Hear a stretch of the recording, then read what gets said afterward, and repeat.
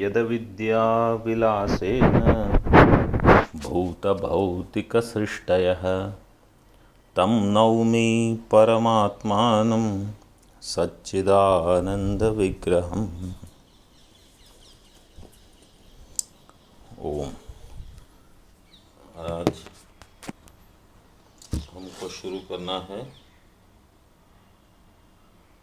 ननु से, पृष्ठ क्रमांक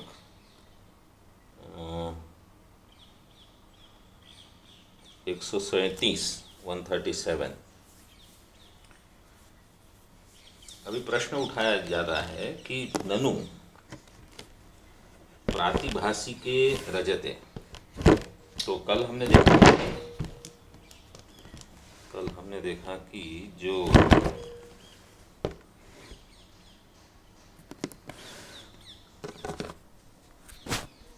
रजत है उसका त्रैकालिक निषेध हम कर रहे हैं। पूर्व पक्षी कह रहे थे कि त्रैकालिक निषेध का ज्ञान नहीं होगा, ज्ञान ऐसा होना चाहिए कि इस समय वहाँ रजत नहीं है। लेकिन वास्तविकता ये है कि वहाँ रजत कभी भी नहीं थी। इसलिए हमने कहा कि वहाँ व्यावहारिक रजत का त्रैकालिक अभाव है। प्रातिभासिक रजत को स्वीकार कर भी लो तो भी वहाँ व्यावहारिक लौकिक पारमार्थिक रजतत्व का अभाव है। ठीक है। अब यहाँ पूर्व पक्ष कहते हैं ननु प्रातिभासिके रजते पारमार्थिकत्वम अवगतम न वा। वो जो प्रातिभासिक रजत है उसमें पारमार्थिकत्वम मतलब लौकिक पारमार्थिकत्वम, अवगतम न अवगतम, ये प्रश्न है उनका। तो क्यों पूछ रहे हैं? ननु अनवगते प्रतियोगिता अवच्छेदक अवच्छिन्न रजतत्व ज्ञान अभावात् अभाव प्रत्यक्ष अनुपपत्ति ही। अगर वो अनवगत है मतलब अगर वो ज्ञात नहीं है, उसका व्यावहारिकत्व अगर ज्ञात नहीं है, तो प्रतियोगिता अवच्छेदक अवच्छिन्न रजतत्व ज्ञान अभावात् अभाव प्रत्यक्ष अनुपपत्ति ही। ये पहला पक्ष है कि उसके अभाव का प्रत्यक्ष नहीं होना चाहिए। अगर वहाँ वो व्यावहारिक नहीं है तो उसका अभाव का प्रत्यक्ष नहीं होगा। अवगते अपरोक्ष अवभासस्य तत्कालीन विषय सत्ता नियतत्वात्। और अगर वो अवगत है उसका व्यावहारिकत्व तो तत्कालीन विषय सत्ता नियत, तो उसकी उस समय की विषय की सत्ता ज्ञात होनी चाहिए। रजते पारमार्थिकम अपि अनिर्वचनीयम रजतवद एव उत्पन्नम इति। तो जब आप कहते हो कि वहाँ एक अनिर्वचनीय रजत की उत्पत्ति होती है तो उस समय वहाँ उसके पारमार्थिकत्व की भी अनिर्वचनीय उत्पत्ति होनी चाहिए। जैसे रजत की अनिर्वचनीय रजत की उत्पत्ति होती है, उसी प्रकार उसके पारमार्थिकत्व की भी अनिर्वचनीय उत्पत्ति होनी चाहिए उसी सत्ता में। पहले तो प्रश्न सुन लो, फिर उसका उत्तर सुन लो, फिर हम चर्चा करेंगे। रजतवद एव उत्पन्नम इति तद अवच्छिन्न रजत सत्वे तद अवच्छिन्न अभावः तस्मिन् कथं वर्तते इति चेत्, तद अवच्छिन्न रजत सत्वे उसके रजत के वहाँ अवच्छिन्न होने पर,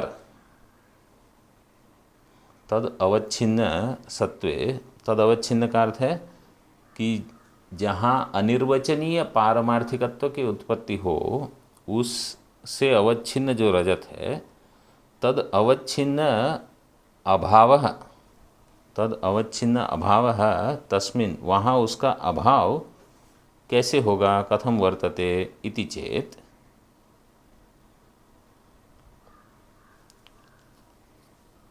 इसमें केवल 1 नंबर टिप्पणी है, बाकी तो टिप्पणियाँ पाठांतर हैं। ठीक है, पहले इसका अर्थ देख लो। प्रातिभाषिक रजत में पारिमार्थिकत्व का ज्ञान हुआ है या नहीं हुआ है, ये प्रश्न है। मतलब आप कहते हो कि ये प्रातिभाषिक है, वो व्यावहारिक नहीं है, तो उसका लौकिक पारमार्थिकत्व का ज्ञान हुआ कि नहीं हुआ? ज्ञात नहीं है। अगर ऐसा कहें तो प्रतियोगिता अवच्छेदक रजतत्व से अवच्छिन्न रजत के ज्ञान में तत्व ज्ञान का अभाव होने से, प्रतियोगिता अवच्छेदक रजतत्व से अवच्छिन्न रजत के ज्ञान में तत्व ज्ञान का अभाव होने से अभाव के प्रत्यक्ष की अनुपपत्ति होती है। प्रतियोगिता मतलब प्रतियोगी जो है वो अभाव है। प्रतियोगिता अवच्छेदक क्या है? रजतत्व। प्रतियोगिता अवच्छेदक रजतत्व से अवच्छिन्न रजत के ज्ञान में तत्व ज्ञान का अभाव होने से, तत्व ज्ञान मतलब वो वास्तविक है इस प्रकार का अभाव होने से अभाव के प्रत्यक्ष की अनुपपत्ति होती है कि अभाव का प्रत्यक्ष उसका तो ज्ञान नहीं हो रहा, मतलब वहाँ तो भाव की उपपत्ति हो रही है, अभाव की नहीं। ये पूर्व पक्ष है।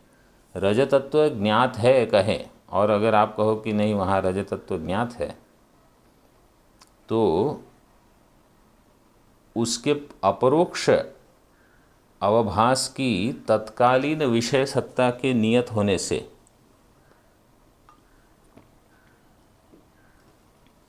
रजत में उसी की तरह पारमार्थिकत्व भी अनिर्वचनीय उत्पन्न होने से तद अवच्छिन्न रजत सत्व होने पर वहीं तद अवच्छिन्न रजत अभाव कैसे होगा, ये आक्षेप है।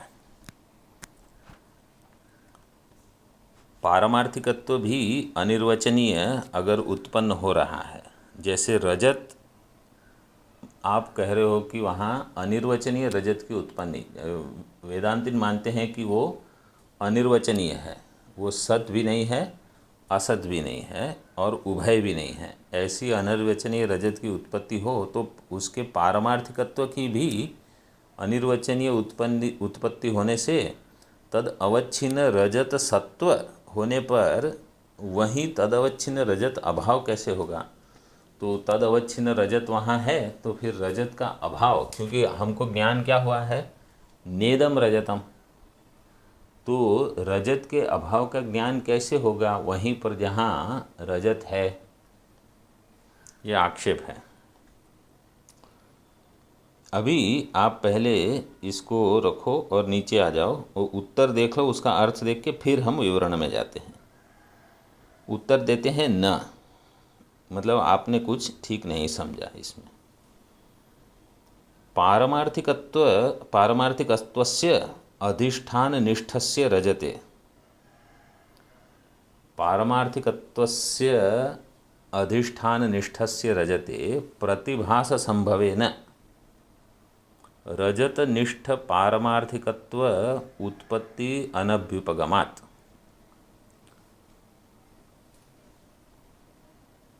पारमार्थिकत्वस्य अधिष्ठान निष्ठस्य, पारमार्थिक यहाँ मतलब व्यावहारिक सत्ता वाला क्या है? उसका अधिष्ठान है। अधिष्ठान व्यावहारिक है। लौकिक पारमार्थिकत्वस्य अधिष्ठान निष्ठस्य रजत, रजत कहाँ निष्ठ है? शुक्ति में। शुक्ति कैसी है? लौकिक पारमार्थिक, वो रजत का अधिष्ठान है। वहाँ जो रजत है, रजते प्रतिभास संभवेन, उसका प्रतिभास हो रहा है।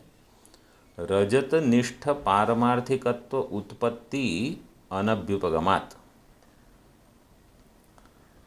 इसलिए वहाँ रजत निष्ठ पारमार्थिकत्व उत्पत्ति नहीं होगी। उस रजत में पारमार्थिकत्व वहाँ नहीं होगा।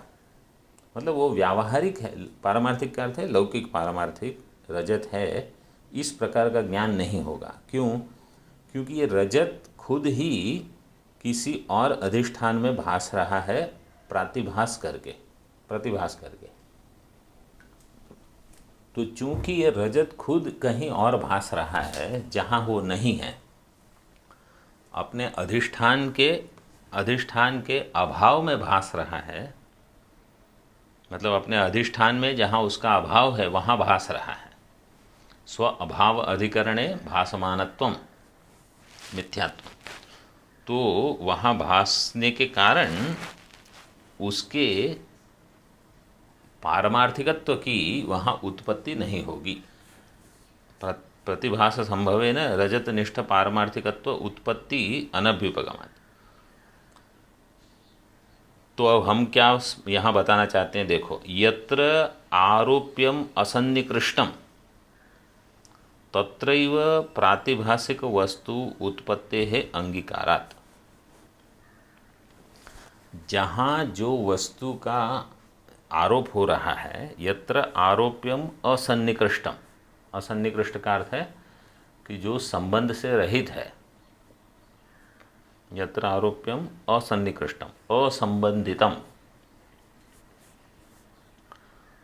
तत्रैव प्रातिभासिक वस्तु उत्पत्ति है अंगीकारात्। वहीं पर प्रातिभासिक वस्तु की या अनिर्वचनीय वस्तु की उत्पत्ति का स्वीकार हम करते हैं। मतलब जहाँ जो वस्तु असन्निकृष्टम मतलब इंद्रिय असन्निकृष्टम, हाँ, जो वस्तु इंद्रिय सन्निकृष्ट नहीं है वहाँ जब प्रातिभासिक उत्पत्ति मतलब प्रातिभासिक दर्शन हो रहा है तो उसको हम कहेंगे अनिर्वचनीय उत्पत्ति।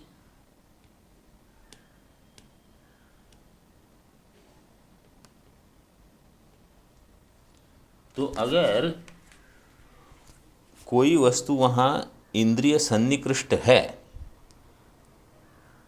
तो उसकी वहाँ अनिर्वचनीय उत्पत्ति हम नहीं मानते। अतएव इंद्रिय सन्निकृष्टतया जपाकुसुमगत लौहित्यस्य स्फटिके भान संभवात् न स्फटिके, वो संभवान है, वो संभवात है, संभवान न स्फटिके अनिर्वचनीय लौहित्य उत्पत्ति। जैसे जपा कुसुम है, वो स्फटिक के पास अगर हम रखते हैं तो प्रश्न है कि मतलब जपा कुसुम स्फटिक के पास रहेगा तो जपा कुसुम की लालिमा, उसका तो रक्त रंग है, वो रक्त वर्ण कहाँ दिखेगा? स्फटिक में दिखेगा। तो प्रश्न ये है कि वो लालिमा की स्फटिक में अनिर्वचनीय उत्पत्ति हुई है कि नहीं है। जैसे आप कहते हो कि स्फटिक में, जैसे शुक्ति में रजत की अनिर्वचनीय उत्पत्ति हुई, इसी प्रकार स्फटिक में जपा कुसुम की रक्तिमा आने से स्फटिक में रक्तिमा की अनिर्वचनीय रक्तिमा की उत्पत्ति हुई है कि नहीं हुई है? तो हमारा उत्तर क्या है? नहीं हुई। तो कहते हैं कि ये क्या है? आप कहते हो कि शुक्ति में रजत है वो प्रातिभासिक है और स्फटिक में जो लालिमा है जपा कुसुम की वो भी प्रातिभासिक है, वो व्यावहारिक नहीं है, वो भी भ्रम है। ठीक है, तो दोनों अगर भ्रम है तो स्फटिक में लालिमा है, वहाँ आप कहते हो कि अनिर्वचनीय लालिमा की उत्पत्ति नहीं हुई, और शुक्ति में जो रजत तत्व है वहाँ आप कहते हो कि वहाँ अनिर्वचनीय रजत की उत्पत्ति हुई। ये कैसे संभव है? तो इसके लिए इन्होंने हेतु क्या दिया? पहले यत्र आरोप्यम असन्निकृष्टम तत्रैव प्रातिभासिक वस्तु उत्पत्ति है अंगीकारात्। तो वहाँ जब शुक्ति में आप रजत देखते हो तो वहाँ पास में रजत है कि नहीं है? इंद्रिय सन्निकृष्ट रजत है?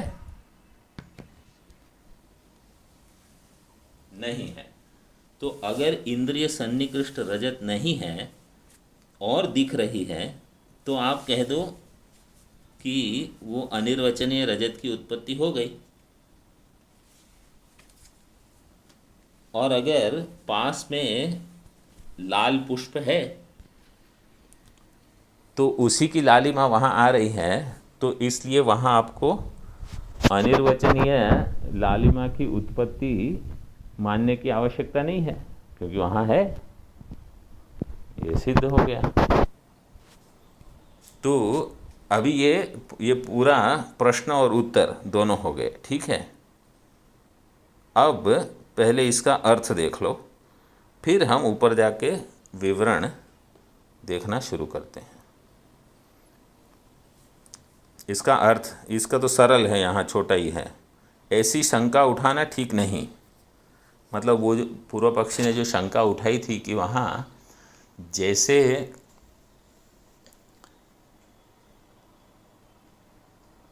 रजत की उत्पत्ति होती है प्रातिभासिक रजत की, उसी प्रकार उसकी प्रातिभासिकता की भी अनिर्वचनीय उत्पत्ति होती है कि नहीं होती है। यहाँ कहते हैं ऐसी शंका उठाना ठीक नहीं है, क्योंकि अधिष्ठान निष्ठ पारमार्थिकत्व का रजत में प्रतिभास होना शक्य है।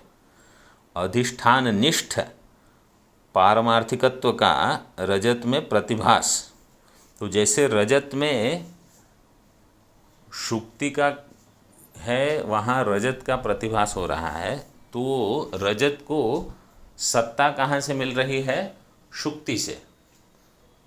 तो शुक्ति के पारमार्थिकत्व का भी प्रतिभास हो रहा है, इसलिए वहाँ अन्य प्रतिभास को उत्पन्न होने की कोई आवश्यकता नहीं है, ठीक है।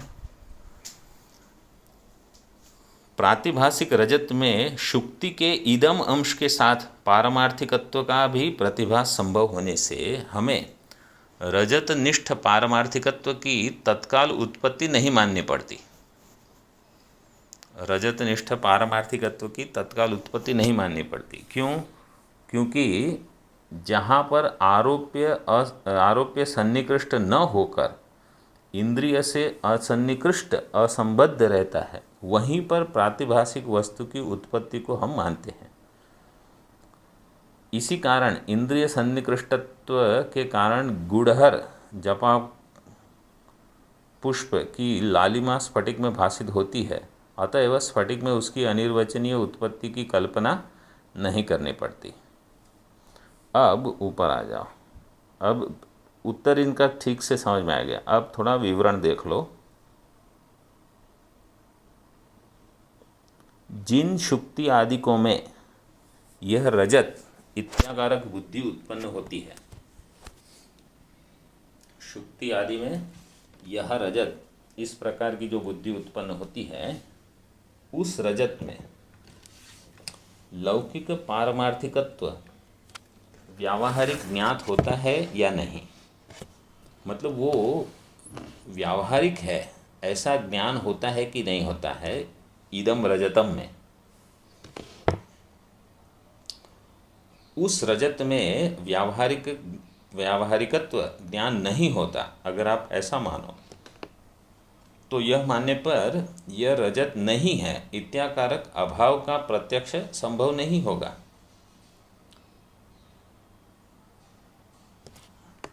अगर उसमें व्यावहारिकत्व ज्ञात नहीं होता तो यह रजत नहीं है, इस प्रकार का अभाव का प्रत्यक्ष भी संभव नहीं होगा। मतलब ये कहना ये चाहते हैं कि देखो यहाँ लिखा है, तथा ही उस अभाव की प्रतियोगिता रजत में होने से उसका अवच्छेदक रजतत्व है। अभाव की प्रतियोगिता रजत में है, मतलब रजत का प्रतियोगी है रजत अभाव, और अभाव का प्रतियोगी है रजत। तो अभाव की प्रतियोगिता रजत में होने से उसका अवच्छेदक होगा रजतत्व, ये तो सरल है। परंतु उस ज्ञान में तत्व ज्ञानता यथार्थता नहीं होने से अभाव का प्रत्यक्ष अनुपपन्न होता है, मतलब अभाव का प्रत्यक्ष नहीं होना चाहिए, ये वो कहना चाहते हैं।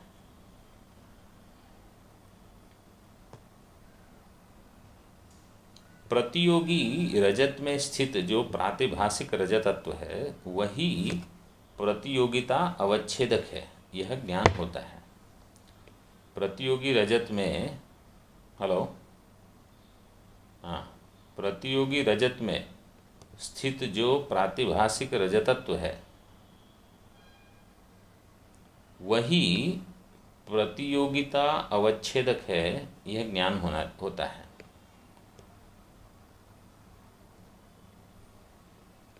अतः उसे छोड़कर व्यावहारिक रजतत्व तक क्यों दौड़ा जाए? परंतु यह ठीक नहीं है, क्योंकि अभाव ज्ञान जिस रूप से प्रतियोगी को विषय करता है उसका प्रतियोगिता अवच्छेदक नियमेन तद्रूप ही रहता है। जैसे यह रजत नहीं है, यहाँ रजत का अभाव ज्ञान, यह रजत व्यावहारिक नहीं है, इस प्रकार से प्रतियोगी को व्यावहारिकत्व रूप से विषय करता है। यह रजत नहीं है हम जब कहते हैं तो रजत का अभाव क्या है? व्यावहारिक रजत का अभाव। यह रजत व्यावहारिक नहीं है, इस प्रकार से प्रतियोगी को व्यावहारिकत्व रूप से विषय करता है, इसलिए उसमें व्यावहारिकत्व ही प्रतियोगिता अवच्छेदक है। परंतु उसी का यदि बोध न होता हो तो उस अभाव के प्रत्यक्ष का असंभव हो जाता है। उसी का यदि बोध न होता हो तो उस अभाव के प्रत्यक्ष का असंभव हो जाता है, क्योंकि अभाव के प्रत्यक्ष ज्ञान करने में उसके प्रतियोगी का और प्रतियोगी के अवच्छेदक का ज्ञान होना आवश्यक है। किसी चीज़ का अगर आपको अभाव जानना है तो उस चीज़ का पहले आपको भाव जानना पड़ेगा। मतलब घट का अभाव आपको तभी ज्ञात होगा जब आपको घट का ज्ञान है। तो अभाव के प्रत्यक्ष ज्ञान करने में उसके प्रतियोगी का और प्रतियोगी का अवच्छेदक वहाँ हो जाएगा घटत्व। अवच्छेदक का ज्ञान होना आवश्यक है, बिना उसके अभाव का प्रत्यक्ष ज्ञान नहीं हो सकता। तो उनका कहना ये है कि यहाँ जहाँ आप कहते हो कि व्यावहारिक रजत यह नहीं है, वहाँ आपको अभाव के लिए पहले व्यावहारिक रजत का ज्ञान होना चाहिए और उसके साथ व्यावहारिक रजतत्व का ज्ञान हो, तभी आप कहोगे कि यहाँ ये नहीं है। और दूसरा वो कहते हैं, दूसरा पक्ष, प्रातिभासिक रजत में स्थित पारमार्थिकत्व अगर अवगत था ऐसा माने तो वो भी ठीक नहीं है, क्योंकि किसी भी इंद्रिय सन्निकृष्ट संबद्ध वस्तु का ही प्रत्यक्ष अवभास होता है, यह नियम है। किसी भी इंद्रिय सन्निकृष्ट वस्तु का ही प्रत्यक्ष अवभास होता है, यह नियम है। इस कारण जैसे आप कहते हैं कि प्रातिभासिक रजत उसी समय प्रतिभास काल में ही उत्पन्न हुआ, वैसे ही उस प्रातिभासिक रजत पर रहने वाला व्यावहारिकत्व भी उसी समय प्रतिभास के समय ही उत्पन्न हुआ। जिस समय प्रतिभास काल में प्रातिभासिक रजत उत्पन्न हुआ, उस प्रातिभासिक रजत के पर रहने वाला व्यावहारिकत्व भी उसी समय उत्पन्न हुआ, ये मानना चाहिए। और ऐसा मानने पर यह रजत नहीं है इत्याकारक निषेध नहीं होगा, क्योंकि हम कहते हैं कि व्यावहारिकत्व भी उत्पन्न होना चाहिए। मतलब ये पूर्व पक्ष कह रहा है प्रातिभासिक रजत पर रहने वाला व्यावहारिकत्व भी उस समय उत्पन्न हुआ, ऐसा मानना उचित है। तो ऐसा मानने पर यह रजत नहीं है इत्याकारक निषेध नहीं हो सकेगा, क्योंकि इस स्थिति में निषेध का अर्थ होगा कि व्यावहारिकत्व से अवच्छिन्न रजत में व्यावहारिकत्व अवच्छिन्न रजत नहीं है। क्या ज्ञान होना चाहिए? व्यावहारिकत्व से अवच्छिन्न रजत में व्यावहारिकत्व अवच्छिन्न रजत नहीं है। तो ये तो वध तो व्याघात दोष है, क्योंकि व्यावहारिकत्व से अवच्छिन्न रजत में व्यावहारिकत्व से अवच्छिन्न रजत नहीं है, ये बोल नहीं सकते आप। मतलब ये कहना ये चाहते हैं, ये देखो, ये अंतिम पंक्ति पहले बोलो, इस कारण लौकिक पारमार्थिकत्व से व्यावहारिकत्व से अवच्छिन्न प्रातिभाषिक रजत है, प्रतियोगी जिसका ऐसा अभाव यह रजत नहीं इत्याकारक निषेध ज्ञान का विषय नहीं बन सकता। मतलब उनका कहना है कि ये निषेध ज्ञान हो नहीं सकता, क्योंकि निषेध ज्ञान के लिए आपको उसका प्रतियोगी, अभाव का प्रतियोगी चाहिए, और उसके साथ वहाँ जिस प्रकार आप अनिर्वचनीय रजत की उत्पत्ति मानते हो, उसी के साथ एक अनिर्वचनीय सत्ता का भी वहाँ आपको उसकी उत्पत्ति माननी पड़ेगी, व्यावहारिक उत्पत्ति माननी पड़ेगी। और फिर आप उसका निषेध नहीं कर पाओगे जब आप उसकी उत्पत्ति मान लोगे। ये यहाँ प्रश्न और उसका समाधान है। अभी इसको और अधिक स्पष्ट करना थोड़ा कठिन है, क्योंकि ये भाषा इनकी, लेकिन अब फिर से अगर आपको इसका प्रश्न है वो थोड़ा देखना है तो देख लो। वो कहते हैं कि प्रातिभाषिके रजते पारमार्थिकत्वम अवगतम न वा, तो ये व्यावहारिक है, इस प्रकार का ज्ञान होता है कि नहीं है। अगर वो नहीं ज्ञान होता है तो प्रतियोगिता अवच्छेद का अवच्छिन्न रजतत्व ज्ञान अभावात, वहाँ उसकी प्रतियोगिता के अवच्छेदक से अवच्छिन्न रजतत्व ज्ञान के अभाव में अभाव प्रत्यक्ष अनुपपत्ति ही, उसका अभाव आपको ज्ञात ही नहीं होना चाहिए।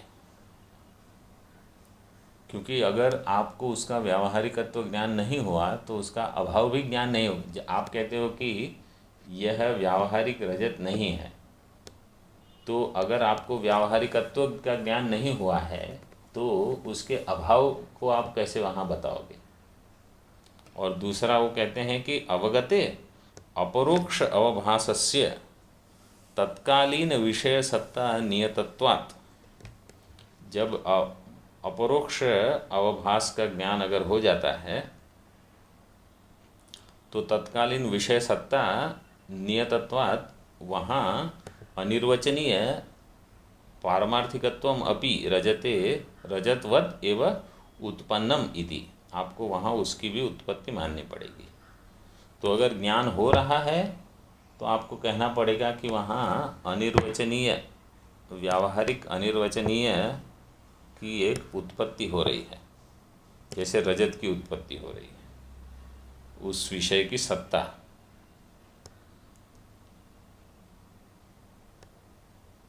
तद अवच्छिन्न रजत सत्व की भी उत्पत्ति आपको माननी पड़ेगी। तद अवच्छिन्न रजत सत्वे तद अवच्छिन्न अभाव तस्मिन् कथम वर्तते, और अगर जब अवच्छिन्न रजत की सत्ता है तो वहाँ उसी का अभाव आप कैसे मान लोगे, ये आक्षेप है।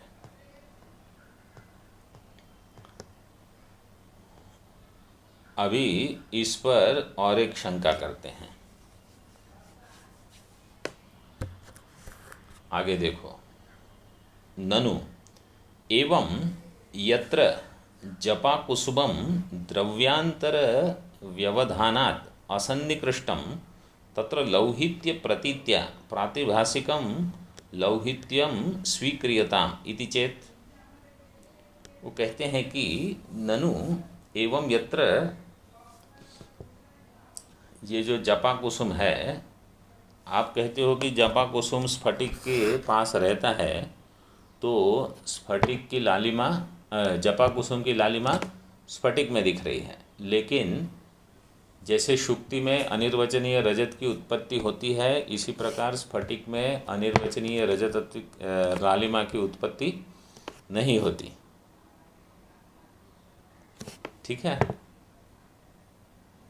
समझ में आया कि नहीं? हाँ, तो अभी वो कहते हैं कि, और हमने उत्तर क्या दिया कि कभी अनिर्वचनीय की उत्पत्ति होगी जब इंद्रिय सन्निकृष्ट वस्तु नहीं है तो अनिर्वचनीय उत्पत्ति होगी। जैसे रज्जु में सर्प की उत्पत्ति कभी होगी जहाँ सन्निकृष्ट विषय नहीं है, तो वहाँ आसपास कोई सर्प नहीं है और दिख रहा है तो आप कहो कि अनिर्वचनीय सर्प की उत्पत्ति हुई। लेकिन अगर आसपास में ही कुछ है और वही दिख रहा है तो उत्पत्ति मानने की ज़रूरत नहीं है। तो यहाँ कहते हैं कि यत्र जपा कुसुमम द्रव्यांतर व्यवधानात् असन्निकृष्टम। समझो जपा कुसुम है, वहाँ आपके कोई प्रतिबंध आ गया और आप जपा कुसुम नहीं देख पा रहे हो। जपा कुसुम की जो लालिमा है वो आप जपा कुसुम आप नहीं देख पाते, और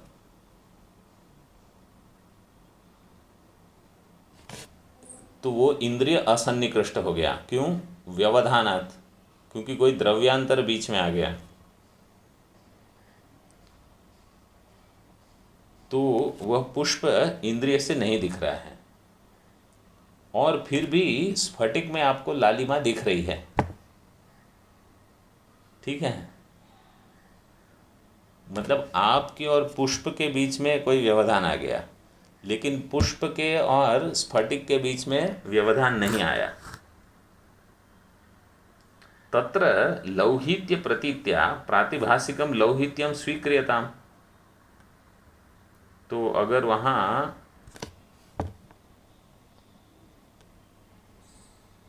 आपको स्वीकार करना पड़ेगा कि वहाँ प्रातिभासिक लौहित्य, कहाँ?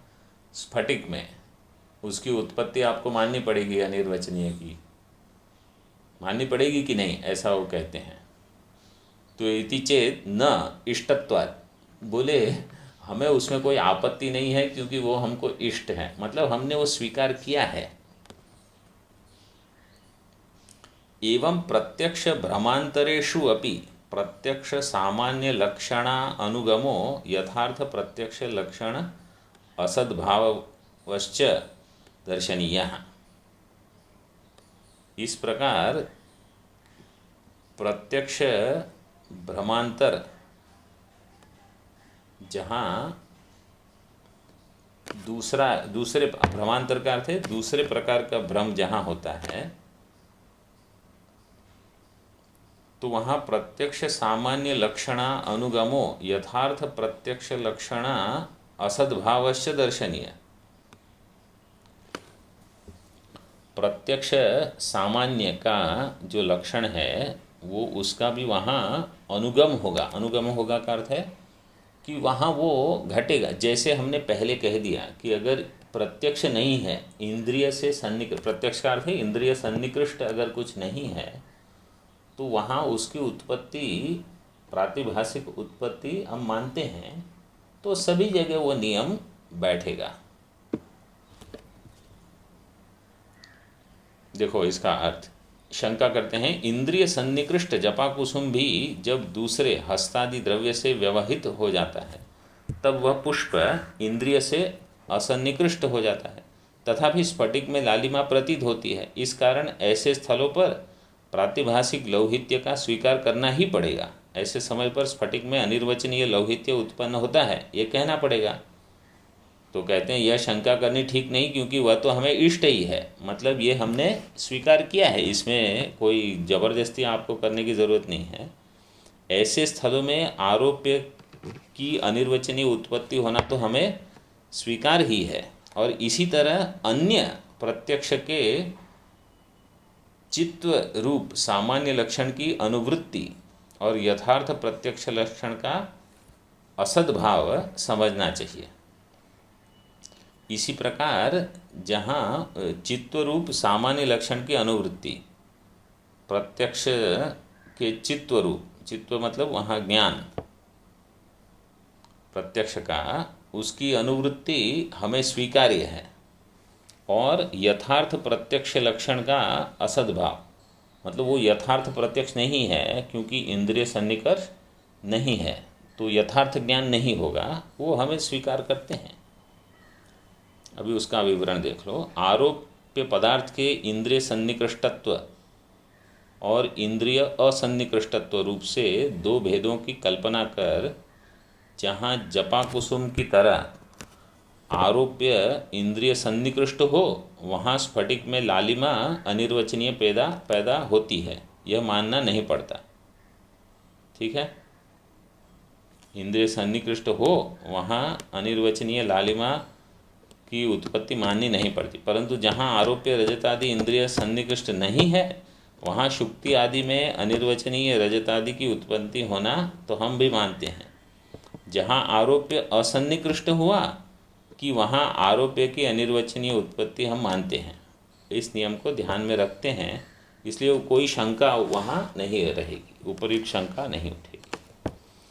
तो कहते हैं कि इंद्रिय से सन्निकृष्ट हुई प्रभा का स्फटिक में भास हो सकेगा, तब अनिर्वचनीय लौहित्य की उत्पत्ति मानना तो अनुपपन्न भी होगा, परंतु यह शंका ठीक नहीं, क्योंकि जपा कुसुम अस्वच्छ द्रव्य है, इस कारण उसकी प्रभा का ही संभव नहीं। पंचपादिका में भी जैसे पद्मरागादि मणियों की प्रभा बिना आश्रय के भी ऊपर की ओर फैली दिखती है, वैसी जपा कुसुमादिकों की प्रभा ऊपर या चारों ओर फैली नहीं दिखती है। इसलिए असन्निहित असमीप के पदार्थ का परत्र अन्य पदार्थ में अवभास होना, यह अध्यास का लक्षण कहीं भी व्यभिचरित नहीं होने पाता। ये अध्यास का लक्षण ये मूल में तो नहीं उठाया है, ये इन्होंने ये टीका वालों ने दिया है।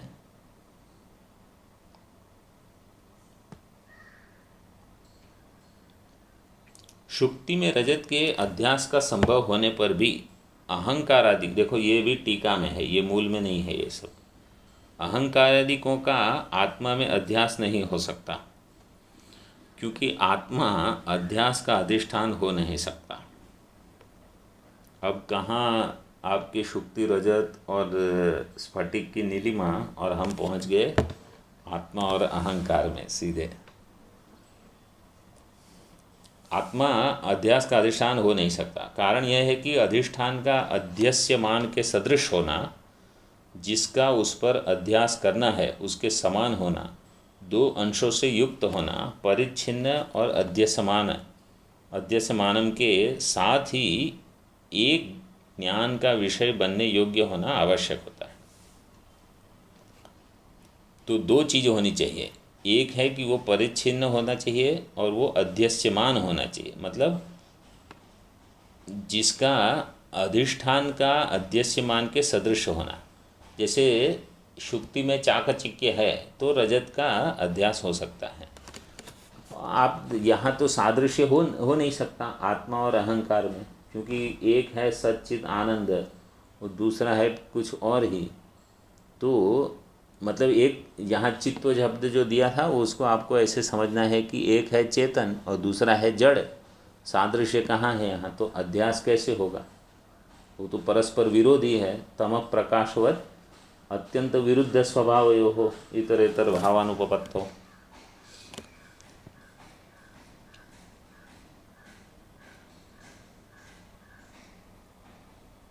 तो जैसे शुक्ति रूप अधिष्ठान अध्यस्यमान रजत के समान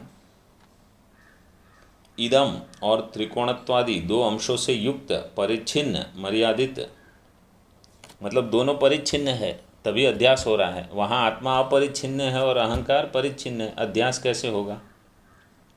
ये भी एक पक्ष उठाया है।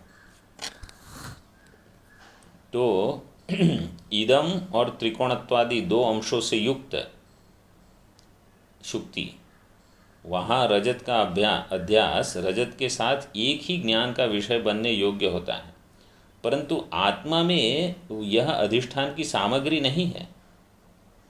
मतलब आत्मा परिच्छिन्न भी नहीं है और आत्मा तो इदम अंश से भी ज्ञात नहीं होता है। तो इसलिए आत्मा अहंकार को के अध्यास का अधिष्ठान नहीं बन पाता। यह शंका ठीक नहीं है, क्योंकि अहंकार आदि कार्य अविद्या में प्रतिबिंबित हुए चैतन्य पर आरोपित किया जाता है। अहंकार जो है वो कहाँ दिख रहा है? बोले अविद्या में प्रतिबिंबित चैतन्य में अहंकार भास रहा है। इसका कारण यह है कि कार्य का अध्यास कारणावच्छिन्न में होना ही उचित है। तो अहंकार कार्य है और अविद्या कारण है, तो कारणावच्छिन्न वहीं पर वो भास रहा है। अहंकार का कारण अज्ञान है, उस अज्ञान से अवच्छिन्न विशिष्ट चैतन्य पर कार्य रूप अहंकार का अध्यास हो। मतलब अध्यास कहाँ हो रहा है? शुद्ध चैतन्य में नहीं हो रहा है, अविद्या अवच्छिन्न चैतन्य में हो रहा है।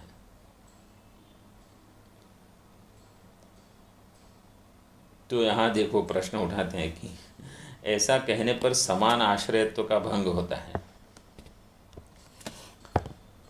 समान आश्रयत्व का भंग होता है, इसका अर्थ क्या है कि अगर अविद्या अवच्छिन्न चैतन्य में अहंकार भास रहा है, ठीक है, तो जिसका अज्ञान है वो अज्ञान किसके बारे में है? शुद्ध चैतन्य के बारे में है कि अविद्या अवच्छिन्न चैतन्य के बारे में है?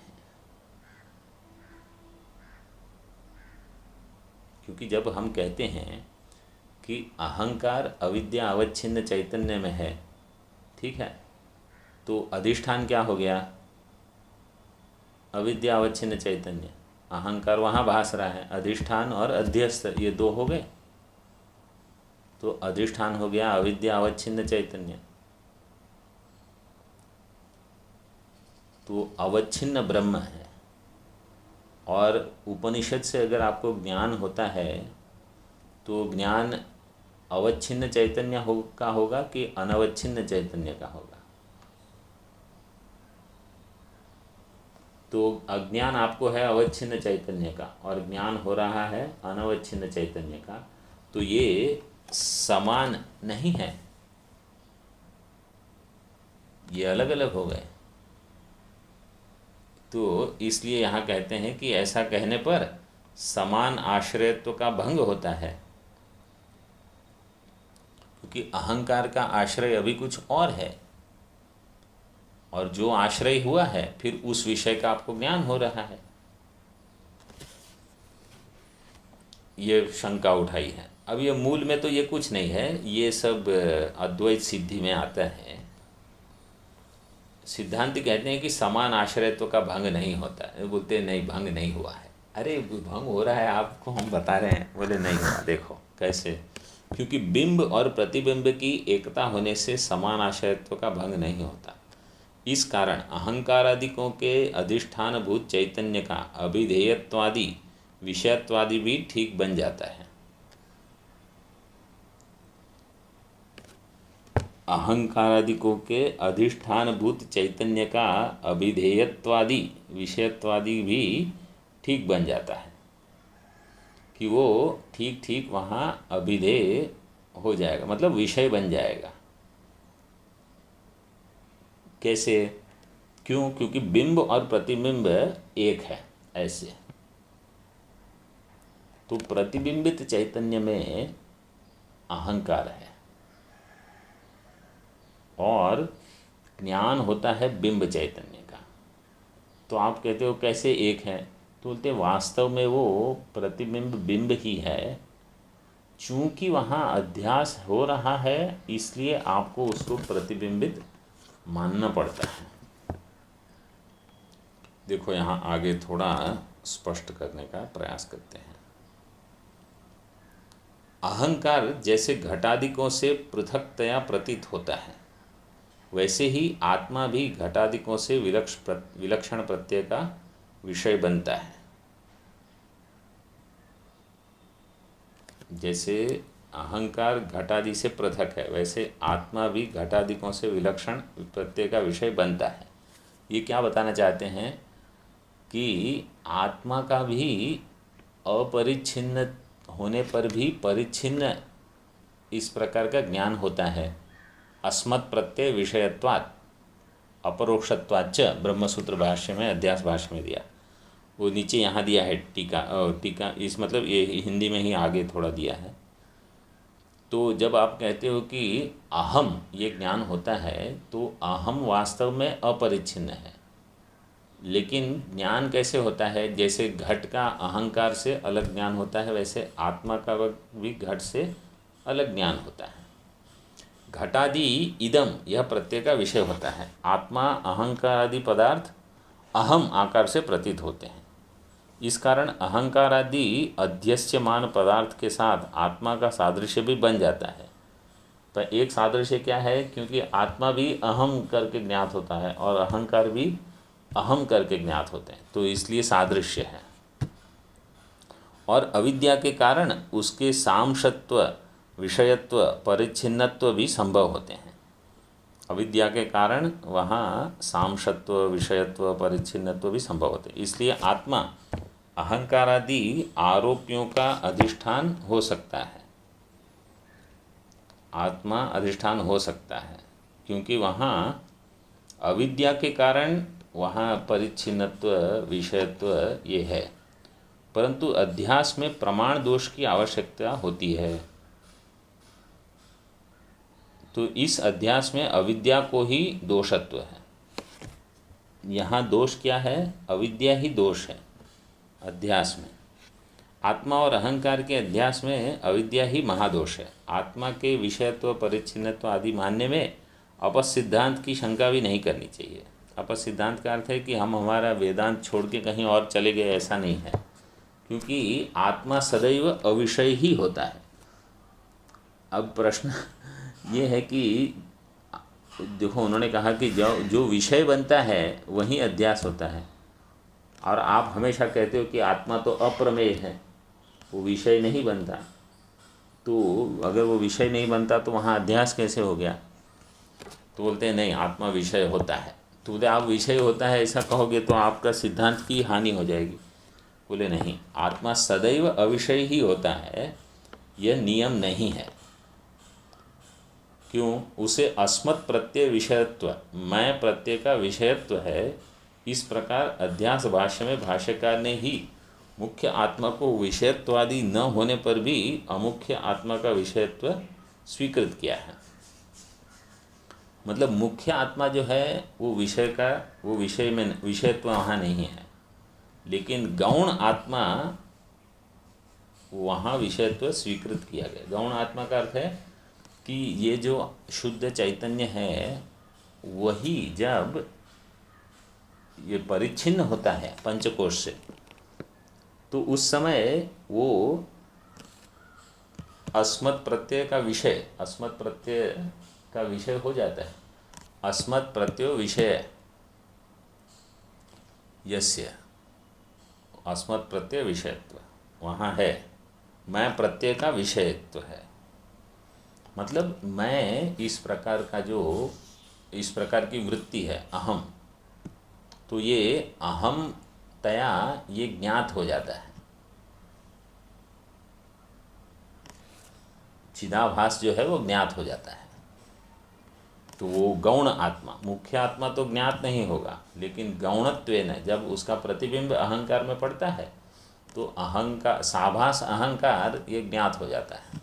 तो वहाँ अहंकार भी ज्ञात होता है और चिदाभास भी ज्ञात हो रहा है,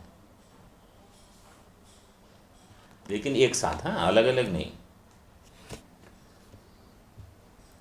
इसके अतिरिक्त साक्षात प्रकाशमानत्व ही अधिष्ठानत्व का प्रयोजक है। उस अधिष्ठान का विषयत्व भी अधिष्ठानत्व का प्रयोजक है। यह गौरव दोष के कारण नहीं कहा जा सकता। साक्षात प्रकाशमानत्व ही अधिष्ठानत्व का प्रयोजक है। उस अधिष्ठान का विषयत्व भी अधिष्ठानत्व का प्रयोजक है। यह गौरव दोष के कारण नहीं कहा जा सकता।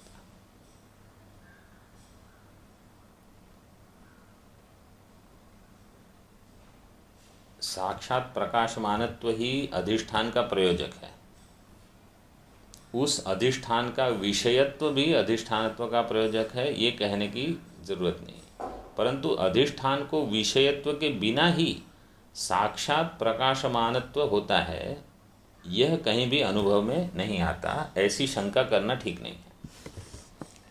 अभी शंका क्या है कि ये जो अधिष्ठान है आत्मा, ये स्वयं प्रकाश है तो स्वयं प्रकाश होने के कारण वो विषय बने बिना ही उसका ज्ञान संभव है। जो जड़ वस्तु है वो जब तक विषय नहीं बनता उसका ज्ञान नहीं होता, लेकिन जो चेतन वस्तु है वो बिना विषय बने उसका ज्ञान हो जाएगा।